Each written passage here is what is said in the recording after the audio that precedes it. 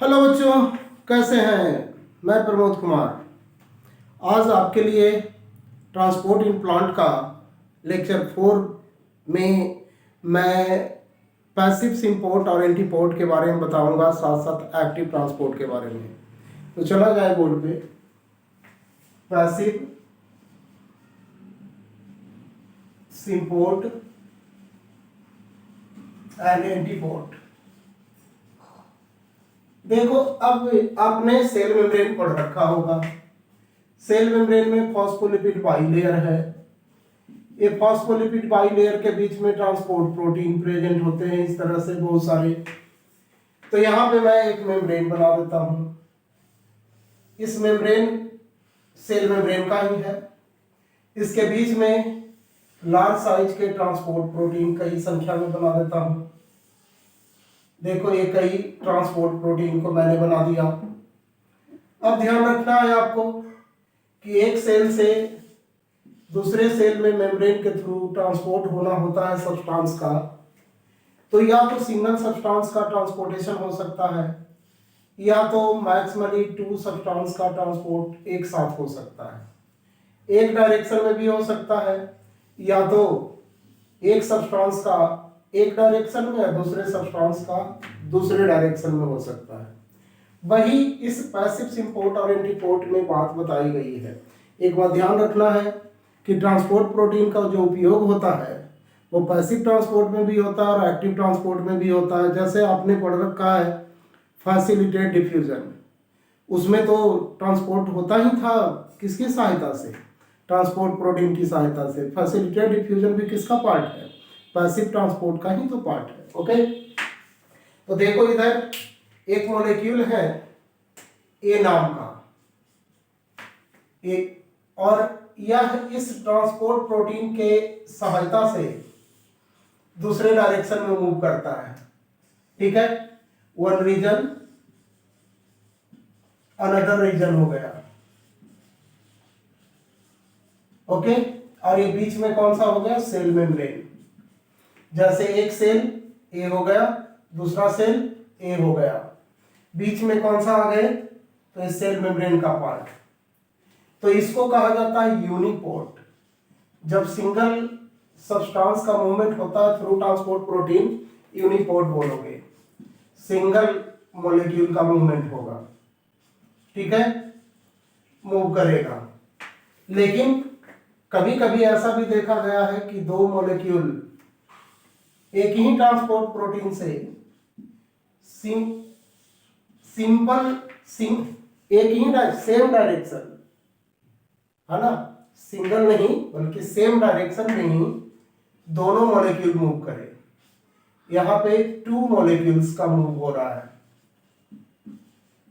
किस डायरेक्शन में? तो in same direction, same direction.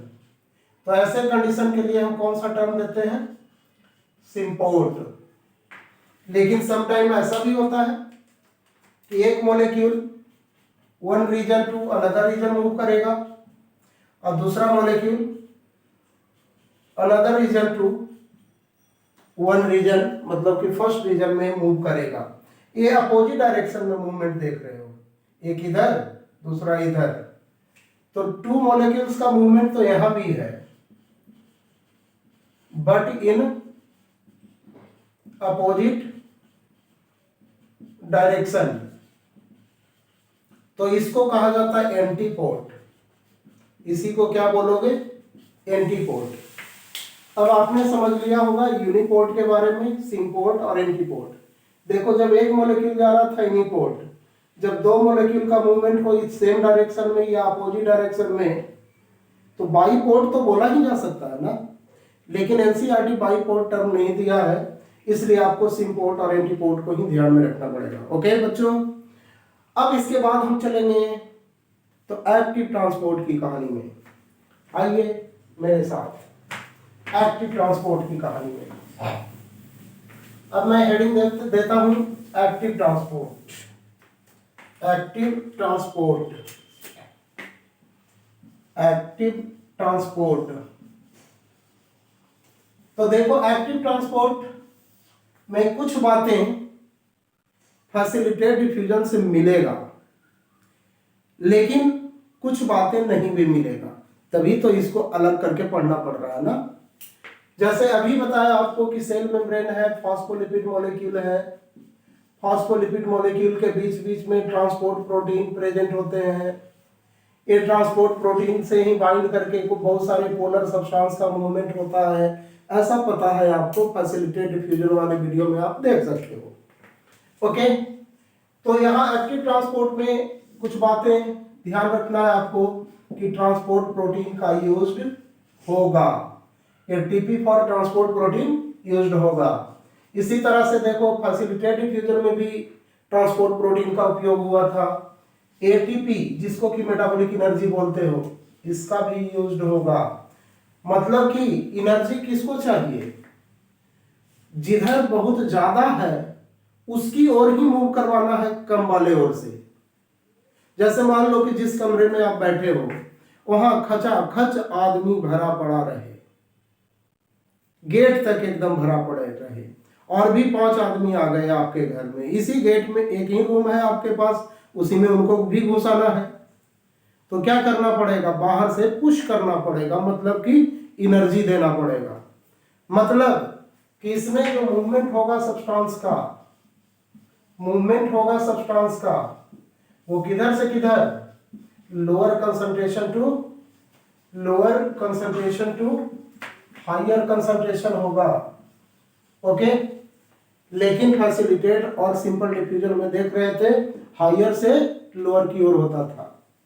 तो जब लोअर टू हायर हो रहा है तो इसको अगेंस्ट कंसंट्रेशन ग्रेडियंट बोलते हैं, against concentration gradient, CG for concentration gradient. लेकिन पैसिव वाले में, सिंपल डिफ्यूजन फैसिलिटेट डिफ्यूजन में आप अलोंग कंसंट्रेशन ग्रेडियंट बोलते थे। इसी तरह से इसको अपहिल मूवमेंट भी बोलोगे, अपहिल मूवमेंट, लेकिन simple diffusion and facilitate diffusion में बोलते थे डाउनहिल मूवमेंट, अपहिल के बदले वहां डाउनहिल बोलते थे। ओके, अब देखो जब ट्रांसपोर्ट प्रोटीन पार्टिसिपेट करा है, मान लो कि 2 ट्रांसपोर्ट प्रोटीन इस मेम्ब्रेन में है, दोनों बाइंड कर चुका है किसी न किसी मॉलिक्यूल से, तो बोल सकते हो कि ट्रांसपोर्ट प्रोटीन सैचुरेट हो चुका है, मतलब कि ट्रांसपोर्ट प्रोटीन सैचुरेशन मिलेगा, ट्रांसपोर्ट प्रोटीन सैचुरेशन फाउंड। ठीक है, अब इसी तरह से देखोगे ट्रांसपोर्ट प्रोटीन सेंसिटिव भी होगा इनहिबिटर से। आपको बताया था कि मान लो कि यहां से कोई सब्सटेंस का मूवमेंट होना है मैग्नीशियम नाम का, और लेकिन बाइंड कर जाए यहां पे आकर के पोटेशियम, तो मैग्नीशियम के मूवमेंट के रेट को क्या होगा, डिक्रीज कर देगा। तो बोल सकते हो ना कि ये जो ट्रांसपोर्ट प्रोटीन है वो सेंसिटिव हो गया मैग्नीशियम के इनहिबिटर के द्वारा। जैसे एग्जांपल भी बताया था आपको कि आप पर मिनट 10 रसगुल्ला खाते हो और आपके प्लेट में मैंने 20 रसगुल्ला और 20 गुलाब जामुन रख दिया है, और आपको खाने का है कि 1 मिनट में खाकर दिखाइए। न उसके टेस्ट पे ध्यान देना है, न उसके कलर पे ध्यान देना है, केवल उसके साइज पे फोकस करना है। ओके, अब आप 1 मिनट में 10 तो खा ही जाओगे, नो डाउट, क्योंकि आपके खाने का रेट तो 10 है ही। लेकिन आप 10 रसगुल्ला में 4 गुलाब जामुन भी खाए होंगे, रसगुल्ला खाने का रेट घट गया, तो आपके एक्टिव साइट लाइक माउथ से बाइंड करा 4 बार किसने, गुलाब जामुन ने। तो gulab jamun is the inhibitor for rasgulla, as like potassium is the inhibitor for magnesium. मतलब कि बोला जा सकता है कि transport protein sensitive to inhibitor. इसी तरह से देखोगे ये भी हाईली स्पेसिफिक होगा, क्योंकि सभी मॉलिक्यूल ट्रांसपोर्ट प्रोटीन से मूव नहीं करते हैं, जो पोलर टाइप के होते हैं वही बाइंड करते हैं, तो इसलिए इसको भी क्या कहेंगे, हाईली स्पेसिफिक। ओके, देखो मैं बहुत ज्यादा डिटेल्स में नहीं जा रहा हूं, क्योंकि एनसीईआरटी में जो बातें कह रखा है नीट के लिए वही इंपॉर्टेंट भी होता है, उसी के अकॉर्डिंग बातें बताता हूं। तो इतना बातें आपके एनसीईआरटी में दे रखा है, इसको ध्यान में रखिएगा। कुछ एग्जांपल को ध्यान में कर लीजिए, sodium ion potassium ion pump, sodium ion potassium ion pump. जैसा कि आप नर्वस सिस्टम में पढ़ते होंगे, नर्व इम्पल्स के बारे में, नर्व इम्पल्स के बारे में, उस समय sodium ion potassium ion pump होता है साइटोन वाले रीजन में। जैसे ये नर्व को बना दिया आपने, तो ये नर्व वाले रीजन में जो साइटोन होते हैं, ये साइटोन रीजन है, इसमें जो फ्लूइड भरा हुआ है न्यूरोप्लाज्म, और ये तो इसको न्यूरिलेमा है, सेल मेम्ब्रेन के रूप में क्या कहलाएगा, न्यूरिलेमा। इस पे पॉजिटिवली चार्ज होता है बाहर में, और अंदर में बहुत सारे निगेटिव रेडिकल्स भी प्रेजेंट होते हैं, बाकी पोटेशियम आयन भी प्रेजेंट होता है। ओके, तो आपको पता ही होगा कि नर्व इम्पल्स जब इधर से इधर मूव करता है एक डायरेक्शन से दूसरी डायरेक्शन, तो बाहर से सोडियम आयन ट्रांसपोर्ट प्रोटीन और एटीपी की सहायता से इंटर करता है न्यूरोप्लाज्म, और न्यूरोप्लाज्म से पोटेशियम आयन बाहर जाता है एटीपी और ट्रांसपोर्ट प्रोटीन की सहायता से। तो देखो, सोडियम आयन का इनफ्लक्स हो रहा है, पोटेशियम आयन का इफ्लक्स हो रहा है, लेकिन यहाँ 3 सोडियम आयन मूव करता है और यहाँ 2 पोटेशियम आयन का इफ्लक्स होता है। अब ये डिटेल कैसे होता है वो नर्वस सिस्टम में आप पढ़ोगे डिटेल में, जब नर्व इम्पल्स के बारे में पढ़ोगे। ओके, लेकिन अभी इसको ध्यान में रखना है। इसी तरह से ट्रांसपायरेशन में एक एग्जांपल ध्यान में आएगा, potassium ion hydrogen ion pump. जब आप opening and closing of stomata पढ़ोगे, इसी चैप्टर में ट्रांसपायरेशन पढ़ना होगा, उस ट्रांसपायरेशन वाले में opening and closing of stomata पढ़ोगे तो उसमें पोटेशियम आयन पंप थ्योरी के बारे में बात होगी। तो पोटेशियम आयन पंप थ्योरी जो बताया जाएगा उसमें एक कंडीशन डिटेल्स आएगा, तो वहां पे समझ लेंगे इसको। मतलब कि potassium ion hydrogen ion pump कहाँ पे चलता है, तो opening and closing of stomata के समय, opening and closing of stomata के समय। ओके, ये सब बातें कुछ ध्यान में रख लेना एक्टिव ट्रांसपोर्ट से रिलेटेड। बच्चों एक बात और बता दूं आपको कि अब इतना के बाद एक टर्म आता है स्ट्रीमिंग मूवमेंट, है ना। तो स्ट्रीमिंग मूवमेंट का मतलब समझ लो, वो भी शॉर्ट डिस्टेंस ट्रांसपोर्ट का ही पार्ट है। स्ट्रीमिंग मूवमेंट, या इसी को हम क्या कह लेते हैं, साइक्लोसिस के नाम से जानते हैं, साइक्लोसिस। जैसे देखो एक सेल है, एक सेल में न्यूट्रिएंट प्रेजेंट, मान लो कि ये न्यूट्रिएंट है, ये जो डार्क कर दिया न्यूट्रिएंट है। इस न्यूट्रिएंट का मूवमेंट यदि पूरे साइटोप्लाज्म में one place to another place होता रहता है, तो इसको ही हम किस नाम से जानते हैं, स्ट्रीमिंग मूवमेंट या साइक्लोसिस के नाम से जानते हैं। तो साइक्लोसिस या streaming movement is the also the part of short distance transport.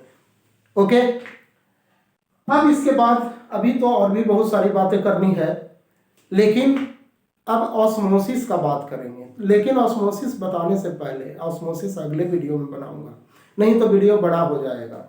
Osmosis बताने से पहले मैं membranes, types of membranes, concentration के बारे में बताऊंगा, तब ऑस्मोसिस में आऊंगा, ऑस्मोसिस आपको समझ में आएगा। ओके, तो आज यहीं पे वीडियो को बंद करते हैं और आपसे अपेक्षा रखते हैं कि दोस्तों को भी बताइए, सब्सक्राइब कराइए, लाइक कीजिए, मेरा हौसला बढ़ाइए। Bye bye.